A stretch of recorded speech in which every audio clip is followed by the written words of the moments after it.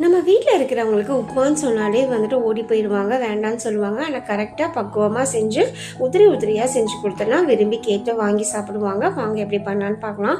2 tumbler ரவை எடுத்திருக்கேன். நான் அதை வந்து நல்லா வறுத்து எடுத்து வச்சுக்கோங்க, கருகாமல் பார்த்துக்கோங்க. இப்போ கடாயில் எண்ணெய் ஊற்றி கடுகு, சீரகம், உளுந்து பொரிஞ்சதுமே 2 பெரிய வெங்காயம் நறுக்கி வச்சதை ஆட் பண்ணி 3 பச்சை மிளகாய், ஒரு சின்ன தக்காளி, கொஞ்சமாக இஞ்சி வந்து துருவி எடுத்துக்கோங்க. இது கூட 2 கேரட்டையும் ஆட் பண்ணிக்கோங்க. பட்டாணி இருந்தால் உங்ககிட்ட ஆட் பண்ணிக்கோங்க.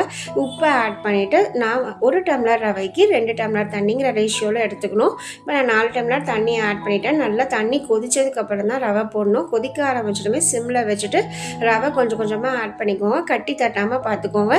இப்போ ஒரு மூடி போட்டு ஒரு 5 மினிட்ஸ் மட்டுமே நல்லா சிம்மில் வச்சு வேக விடுங்க. லாஸ்ட்டாக வெந்ததுக்கப்புறம் வந்துட்டு கொஞ்சமாக தேங்காய் எண்ணெய் ஆட் பண்ணிக்கோங்க. ஃப்ளேவர் நல்லாயிருக்கும். ஆட் பண்ணிவிட்டு கருவேப்பிலை, கொத்தமல்லி போட்டு இறக்குனீங்கன்னா சூப்பரான உப்புமா ரெடி. ட்ரை